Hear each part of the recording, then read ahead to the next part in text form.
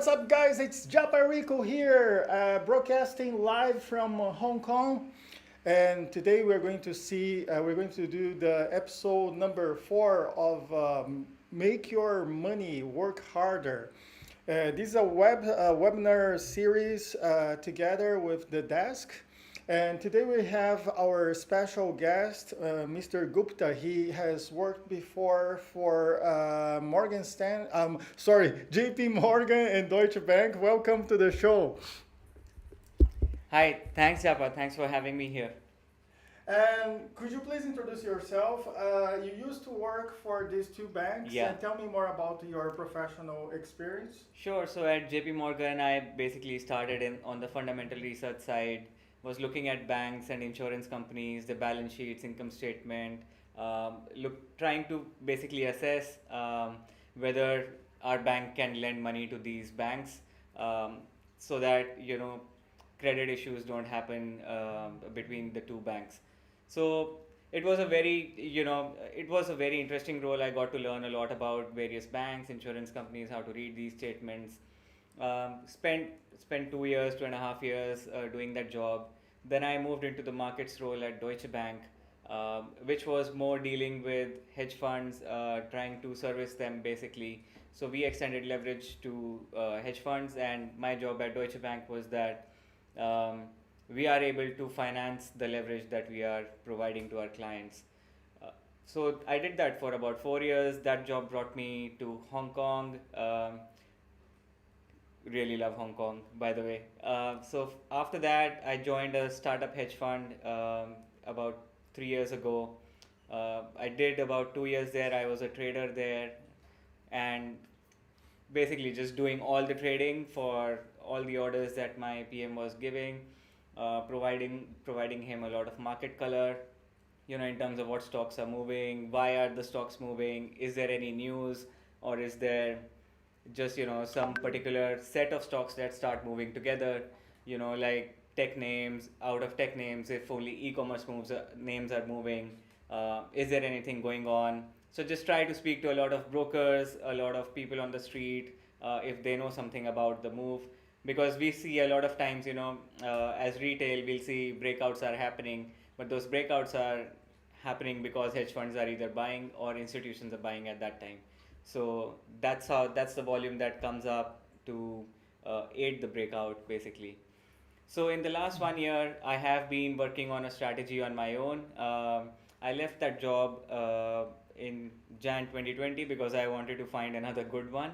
But then COVID hit, so that's another set of story.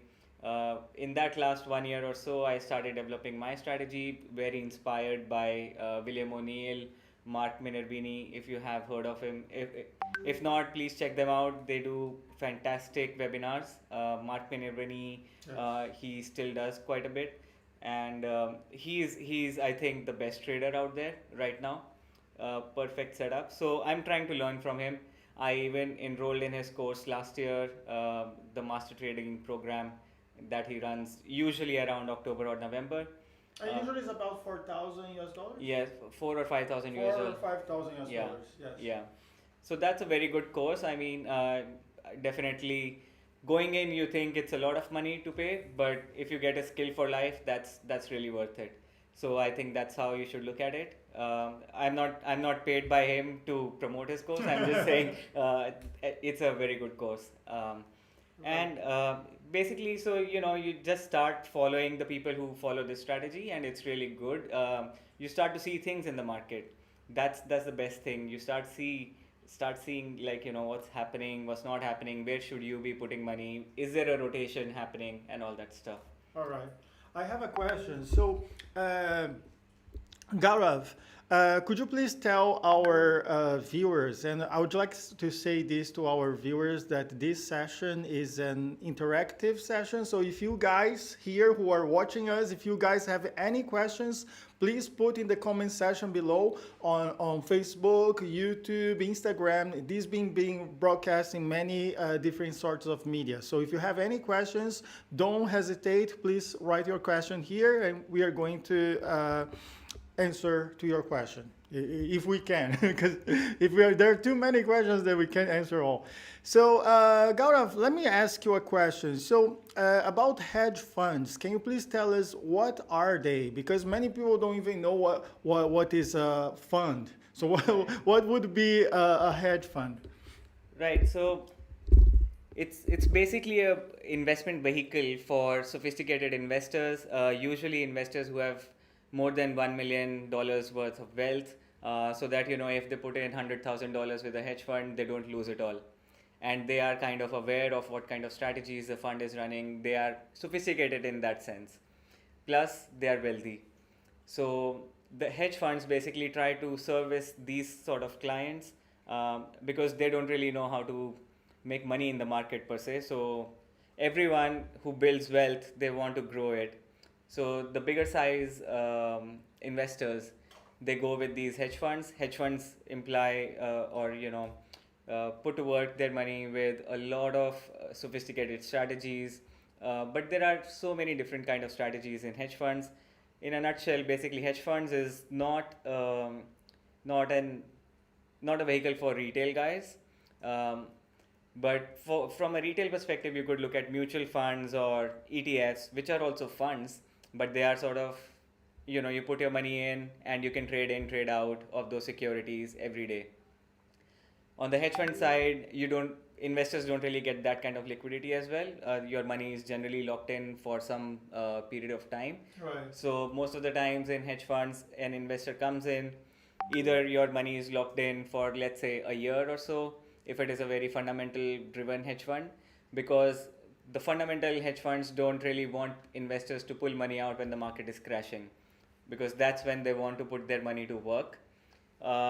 Fundamental hedge funds meaning people who do a lot of fundamental research on the companies. They go through the business, they go through the prospects of the business, and all those sorts of eventualities.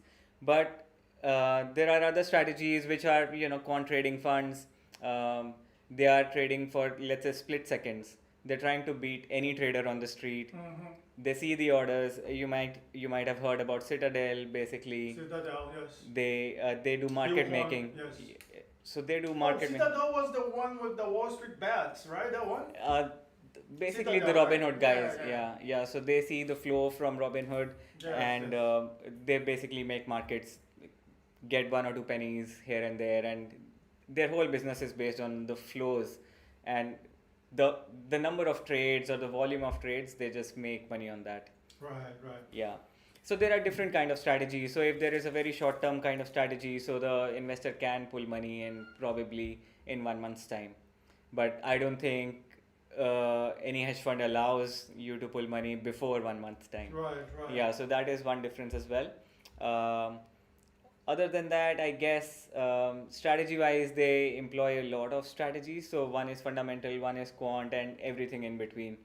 So from human research to computers trading for you.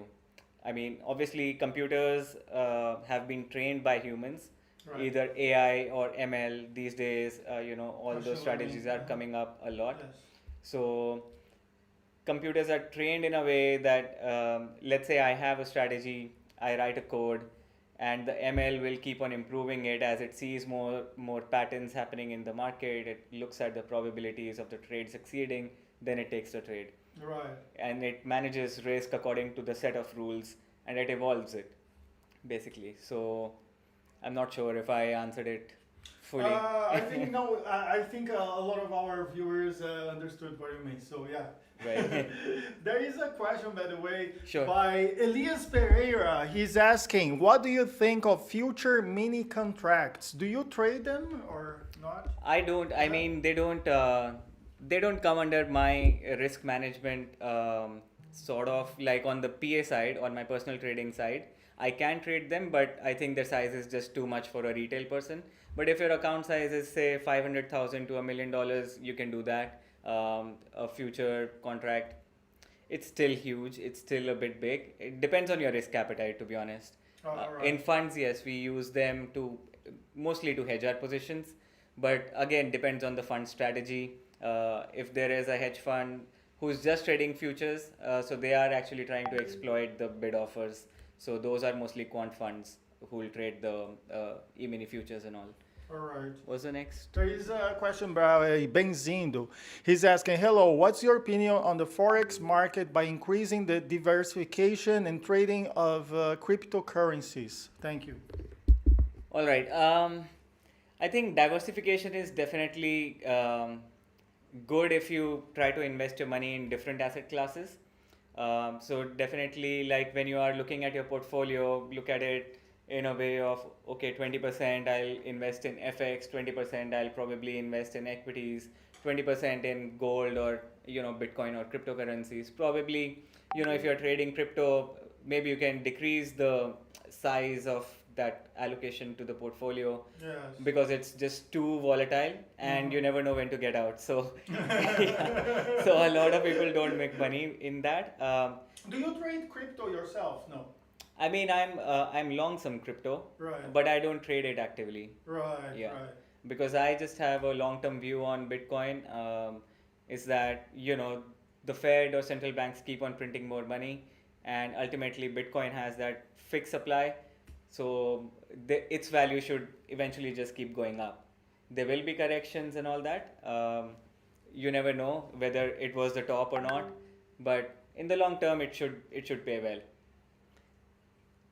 So in terms of any portfolio, forex should be a part of the portfolio definitely. What I'm trying to say is just don't go 100% into equities or 100% into bonds or 100% into any single asset class. So everybody should Yeah, diversify. you should. Yes. All right, Yes. right. Yeah. But don't you think too much diversification also makes the person get confused? Like if you do too many things, you go Yeah. crypto, forex, futures, Yeah. indices, and do this and Yeah. commodities, right? Yeah, that can be an issue. So let's say you have $100,000 account, right? What you can do is maybe for $20,000 you can buy a bond fund, Mm-hmm. or you can invest in a bond mutual fund or a bond ETF. Another 20,000 or 50,000. If you want to trade equities very actively, then you can basically take 30-40,000 of that capital and trade it like that. And then let's say 10% in gold. Right now, I mean, gold has been quite a dog for almost 6-7 months. It's Yeah. just been going down. Yeah. But ultimately, when there is a risk of sort of opportunity, gold generally tends to pick up. But these days, Bitcoin has taken its place, or Oh, yeah, it's of course, trying to. yes. So, I mean, it's a very personal sort of question. So, whatever your risk appetite is, and definitely in terms of over trading, I think over trading is usually harmful for a lot of people because unless you are doing it full time or you have an idea of what your risk is, generally people become investors from traders. That's something that everyone likes to say, is that you take a trading position and then you are at 10% loss, and then you see it go down to 20% loss, and then you are just talking to yourself, hey, it will come back, and then you become an investor. You start thinking this is a good company, it will come back. So that's not a good like good use of your capital. If you see loss, you get out. I think at least that's something that I've learned from Mark Minervini and the Yeah. likes, William O'Neill. They all stress on risk management quite a bit. It does not matter what instruments you're trading; those principles you should definitely comply with. If there is a loss happening, get out, because the main aim is to be in the game, Yeah, that's right. right? If you blow your account, you just can't come back. As a professional trader, so of course, it would be a rhetorical question because I already know the answer. But like you, do you trade like multiple positions at the same time? So you don't concentrate your risk on only one asset, right? You like Yeah. when you open your screen, you probably have like lots of different positions in lots of different kinds of asset classes, right? Yeah. So I mean, there are always a lot of different positions. So I'll give you this answer in two respects. One is from hedge fund perspective. In a hedge fund, you can have 200 positions, 200 positions, yes. but because you have an army of analysts analyzing those stocks, Right. Those hedge Right. funds are not taking positions just for the sake of it. Okay, stock is moving up, I'll just buy. It's not happening like that. So hedge funds have a reason to buy every position. So as a retail guy now though, as a retail guy, I do not have bandwidth to look at even 20 companies or 50 companies fundamentally. So I don't know what the catalyst is going to be in terms of, the stock going up or stock going down. What I'm following is price action. Right. So I'm trying to follow what these institutions are doing, and that I see in volume and price action. If these people are buying, I see the price going up. So do you know? So before you used to be more like a fundamental analysis sort of approach you used Yeah, to have, yeah, and now it's more like a technical yes, analysis sort of yeah, approach. yeah, yeah. So do you think that's what most of us as retail traders should do? I mean, no, I have seen quite a few retail traders who have made money doing the fundamental analysis as well. But what I found was that I wasn't that good enough on the fundamental side because sometimes the catalysts take a long time to play out. So I invested in a really good company. It took 3 years for it to play out. Wow. So ultimately, you can make money, but in 3 years' time, you lose that patience because then you see even the index is beating you. So that's where you kind of just lose the patience. Right. Right. So from retail perspective, that's why you need to be either you have that long horizon, you're doing some sort of passive investing, you buy really good companies, sit on them, let them go. But still, I would urge to follow risk management. At least even in those companies, you should have a getting out price. If you buy those companies and let's say you bought something at 100, if it goes down at 90 or 80, you need to know where you want to get out, where you have to get out, that it is not playing out for you. It can come back up, it's fine. Save your $80 and put it in something else, Right. Right. which is working, basically. Yeah. Because I remember that Mark Minervini, he's a very technical person, Yeah, right? I came yeah. across a few of his strategies. I Yeah. remember there is something called RS ratings or ratio. I Yeah, forgot. RS. Yeah, Yeah, RS, right? yeah, And then also the moving average, the yeah, 200 moving average, and a few other yeah, things that he follows. yeah, So, and that's how, based on the RS, that's how he differentiate like a good company from a bad yeah, company, yeah, right? yeah. But I mean, in his approach, he doesn't care whether the company is good or not. Uh-huh. Oh, He's, really? yeah, Oh, okay. Yeah, he's I basically, misunderstood. yeah. No, I mean, he does in a way, Uh-huh. but his first criteria is to look for the trend. If you are buying stuff, the stock should be going up at least. It's above 200-day moving average or So it's a 50-day moving trend average. following, Yes, yes, approach. yeah, yeah. All right. Yeah, he has a very trend following approach. Mm. Yeah. And then he will take profits very quickly. So he's actually a trader. There are some people who do position trading, Yes. who buy the position, they'll go through the, pullbacks and they'll either add on the pullback, but they'll take the position to its ultimate trend and um, Minervini keeps taking profits on this. So he's more like a swing trader. Yes, Swing trader, yes, right? yeah. I understand. So companies' fundamentals don't really matter to him quite a lot because I've seen that he trades biotech and I'm 100% sure he doesn't know much about biotech. But the number of stocks he trades and his risk management, top quality. Wow. Yeah. Amazing. And tell me about what kind of markets, like I heard last time I met you here, you mentioned to me that you were mainly trading the Indian stock market. Yes. Has that changed since last time we met? Like how are you trading now? What markets? Yeah, so now I have started focusing on Hong Kong and Japan as well. I Uh-huh. started doing US in Jan with the same strategy, but as you would know, Jan to Feb to March, it was a very choppy market. All the breakouts were failing, um, and I'm basically a breakout trader Right. on the retail side. Right. So I trade breakouts, but you need to have your risk management in place, definitely. And my risk management was knocking me out of every trade I was taking. So I couldn't really make money. So, but that was a feedback I took from the market. I stayed out. Right. Then I saw some setups happening in Hong Kong and Japan, some really good setups. Yes. And I was like, okay, why don't Also I? breakouts setups. Yeah, yeah. Right. breakouts and a lot of good trends happening. I saw, there were multi-year breakouts in some stocks. So then that means that institutions really like them. Right. Retail cannot push a stock up 100%. So there has to be institutional money flowing in, and you just follow the price and volume. Right. Follow the price and volume, that is the key um, from a retail perspective. Hedge funds don't look at that quite a bit. Some of the hedge funds actually follow the same strategy as well, but they are mostly US based hedge funds, and they're trading mostly in US markets only. Um, in Hong Kong and Asian region, I haven't seen a hedge fund doing this particularly. Right. Here, the hedge funds are mostly either into quantitative trading or they are more into absolutely fundamental stuff. So, Wow, amazing. By the way, the Nikkei index has been doing very well, right? This yeah, past few yeah, months, yeah, right? yeah. It's Very good. been quite trending. So that was one of my clues that Japan is a good market to trade right now.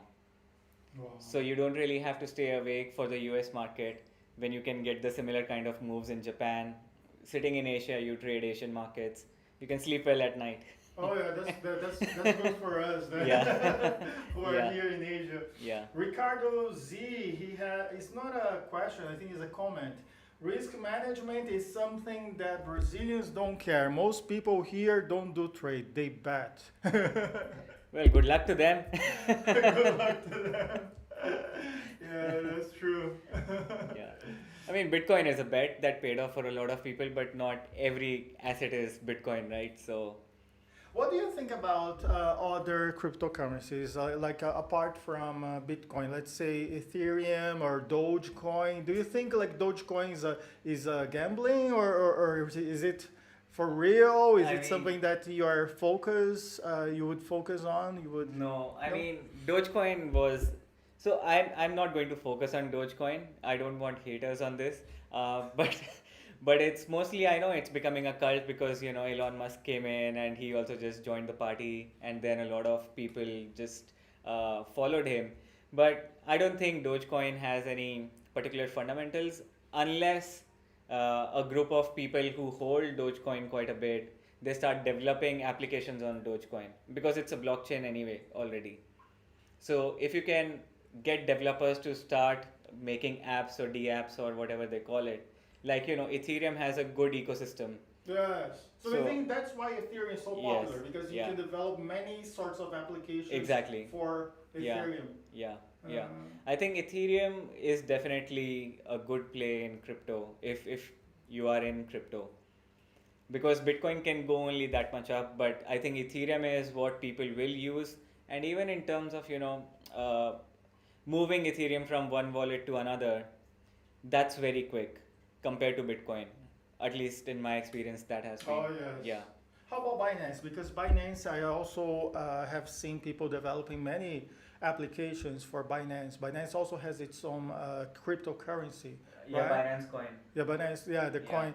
And I also saw the Pancake Swaps, like, right? Is a website where people can trade based on the Binance blockchain, Okay. right? So I it's don't know. smart blockchain.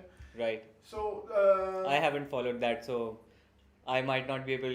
I might not be the right person to answer on cryptos. Ricardo Z is asking, Japa asking about Cardano, Love it. ADA, and proof of stake protocols. Yeah, love Cardano. It's a very good project. Charles Hoskinson is a really good guy. They always keep coming out with projects. I know they've had delays, but I think that blockchain is really good.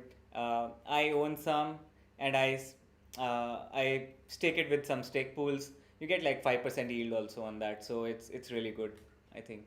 Wow. Yeah. So I like only Bitcoin, Ethereum, Cardano from my limited knowledge. I want to learn a bit more about yield farming, which I think is the in thing. Like Uniswap, Solana. Uh-huh. Solana has been going up quite a bit. Then there was one more. Recently, I also Yeah. come across this new, I think it's a new term called IFO, Initial Farm Offering. I don't I, know. you know, I don't, yeah, because now that you mentioned about like farm, then Yeah. I thought about it because Right. like yeah, I when don't know. I was searching the web and I came across this new Right. I don't term. know. All right. Yeah. So Cardano is relatively old, right, compared Yeah. to Yeah. Doge and Yeah. other No, actually, Doge was cryptocurrencies. also around Uh-huh. 2017. Oh, really? Cardano is probably Uh-huh. around 2016, 17 only. Yeah. So they were all formed in the last crypto bull market, which was 2017. All right. Yeah.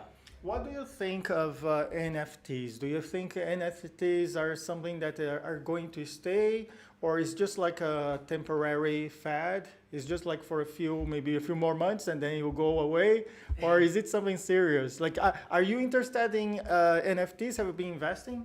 No, I haven't invested in NFTs, but definitely want to learn a bit more. And I'll actually find some time to go through your last interview. They touched upon NFTs quite a Oh, bit. yeah, yeah, yeah. So I think some parts of NFTs will stay. Again, from my limited knowledge about the space, is especially the usage in gaming. Um, I've heard that people can lend experiences. Okay, here is my sword, which gives you access to 10th level of a particular game, and I can borrow that. That guy can earn 5% or 10% for just lending it for 1 or 2 hours to me, because I want to experience, as a level 1 player, I want to experience what's there in level 10. Right, right. So Right? like smart contracts, Yeah, right? yeah, yeah. Uh-huh. So stuff like that can happen probably. In art world, there are some people who are getting very excited about it. A lot of people are faking it too. So I'm not sure. Definitely there will be some scams. Every bull market has it. But I think the space in general is becoming more mature Yes. than at least 2017. A lot of sophisticated investors have also entered the arena. So, Yes. like a lot of hedge funds have started, regulators are becoming open to accept, crypto as an investment vehicle. I think China said recently that uh, Bitcoin is a investment vehicle.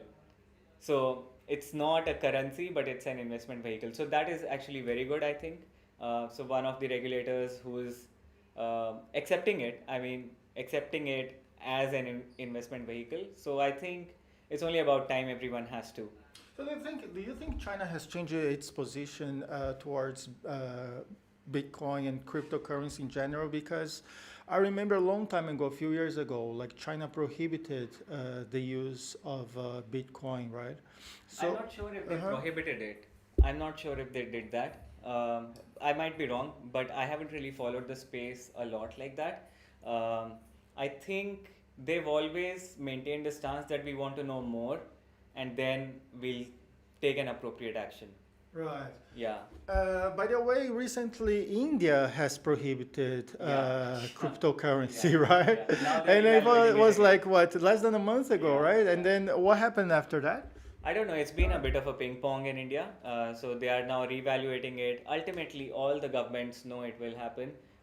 They just want to bring taxation into it. So once they bring taxation and they find ways how to tax people on capital gains, on cryptos, I think it should be sorted. Oh, Yeah. all right. Because the first time I was reading about this piece of news from India, Yeah. and then it was written that people may even be prosecuted and put in jail, and I was really Yeah. shocked. I was like, wow. Yeah, yeah. I That's mean, really they did say, serious. okay, you have this window to declare your crypto holdings, something like that, and you'll get some, I don't know, tax benefit. Or I didn't even follow the news because India is so far behind right now. They need to really pull up their socks on the crypto stuff. Um, but it's fine. US is coming up. Lot of other Japan. It's been legal in Japan for a long time, right? Yes. And Right? the Japanese government officially started, they made a law Yeah. for cryptocurrencies, As and they illegal. allow, yeah, it's a Yeah. legal tender. Yeah. And and it's been already a few years, right? Yeah, Yeah, exactly. yeah, yeah. In 2017, I Right. remember someone was telling me they bought a TV with it, and I was like, "Oh wow, okay, so you can buy real things with it. It will become a major currency, you know." So I think Japan was one Yeah, of the first yeah, governments yeah, to allow, yeah, like yeah, officially yeah, authorize the use yeah, of cryptocurrency, yeah, yeah. right? There is a question by Ricardo Z. He's saying, every day we have news about NFTs. Yesterday, the rapper Eminem has launched his collection of NFT. Many people from arts are earning with it. Even many collectors are too. NFT is awesome. 100%, 100%. And Yeah. I think, especially in music, uh, there's a lot of uh, NFTs are giving a lot of ways for these people to make money. I mean, Eminem is anyway very famous, but a lot of new artists who are coming up, they'll be able to sell their productions using an NFT because it's only one and the only kind sort of piece on the blockchain. You can sell rights to it. I think that's really good. They can cut out the middleman in terms of your distributors and stuff like that because they take a lot of Yes. cut in the whole industry. They take I've heard they take like 80%. Wow. So you make an album, 80% goes to the distributor. Artist gets only 20%. So do you think in the future would be direct, like they will cut the record companies, they will cut the middleman, and I don't know if they directly will. from the Yeah. song, like the singer or the songwriter directly to the consumer? I don't know if they will completely cut it, but definitely they'll start eating up into that space. Into So that direction. yeah, yeah, Well, very good. I have a question. It's a personal question from Yeah. myself. I want to ask. So before you had access, of course, you were working for banks. Yeah. So you had access to the Bloomberg terminal. yeah, Now you don't. yeah. Has it been a huge, like a drastic change for you? Like not being able to use the Bloomberg terminal, or actually you don't really no, like. It's just a minor thing, and you didn't change your life that Yeah. much. Yeah, I mean, in the beginning, it seemed very hard. But then ultimately, I found that there is just so much information anyway available for the retail guys today. It's a wonderful time to start trading because you go to websites like investing.com, TradingView, Yes. you get free data, live data in most of the markets, especially US and India, definitely it's live data. And even if you want to get live data, at places like FinViz, I think you get it for $30-40 a month or something like that. So that way is really good access. News you can find on Google or any other place, or you can even make a news aggregator. Right. So right. there are now aggregator sort of applications where you can put in FT, Economist, or whatever websites you want to put on there, and just put in your keyword. It will search across all of them, and you can read all the articles together. So a lot of aggregators are coming up. You can read those. I think retail has access to a lot of information these days. The only thing they do miss is the expertise to analyze the stocks themselves. I found one that was very similar to the Bloomberg terminal. It's called Koyfin, Koyfin. I haven't seen it. Yeah, Right. it was pretty good. It also like works as an aggregator, so you Right, can get right, like right. articles from different sources and put them Right. together. Yeah. I think in Bloomberg you just get a lot of information about a company in one place. That is the best thing about Bloomberg. So you can get the financial statements in one place. If there is some broker research, there is another page for that. What is the earning estimates? You have all of that information. But there are few websites. If you look for it, you will be able to find all of that very quickly.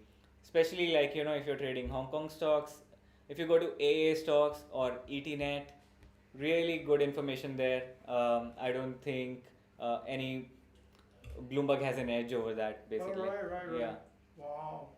So I think things change a lot. definitely. Like for Yeah, this past yeah, 20, 30 years, right? Yeah. Because, yeah. I remember like a long time ago, let's say like 20 years ago, like Bloomberg really had that how can I say, like a very, like it was ahead, like Yeah. a huge step like Yeah. ahead of the Yeah. competitors. yeah. Yeah, so everybody wanted to have Yeah. a Bloomberg terminal, Yeah. but it seems like it's not the case nowadays, right? I mean, it's not a requirement, but on the institutional side, you still need it because all your broker access is through Bloomberg. Everyone has it, so you are all connected through Bloomberg. There is Bloomberg chat where everyone talks.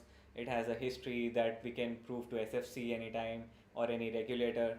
So that way, I mean, Bloomberg has its utility, but individuals don't need it. Right. Yeah. Okay, guys. So I think if you guys don't have any more questions, let's see. Hey, by the way, I was thinking when you told me about like different sorts of articles from different sorts of sources, I remember you also have your own website where you write about the financial markets. Yeah. Can you tell us about your website? Sure. So I started writing on this website in 2017. What's the name? Investing-class.com. So you can visit that. I started writing for the common retail person, like, when you are investing in a company, what all things you should look at. Think of it as a business owner. Is the business doing well? Because most of the, traders don't really make money because they don't follow risk management. So if you are going to invest your hard-earned money, at least do some research on the company and invest it for the longer term. That way, right? So I started pointing out things what you should look at, and then ultimately I found a job in the hedge fund. I was working there. Then in the last 1 year, I have started writing on the markets, looking at the trends happening. So I want to go with the flow. I want to see where the trends are forming, where I can get the right entries. I follow Japan, Hong Kong, China, India, US, and I try to put out articles every once in a way when I get time out of my trading itself. Yeah, by the way, I have a lot of friends who are already have been following your website for a few months now. Right. Yeah. I hope they made money. Yeah, so once again, thanks a lot for coming to the interview, Gaurav. And thanks guys for watching us live on YouTube, Facebook, and Instagram. I hope you guys had a great time with us. I certainly had. And I will see you guys in our next live event. Thanks, guys. Thank you and goodbye. Bye.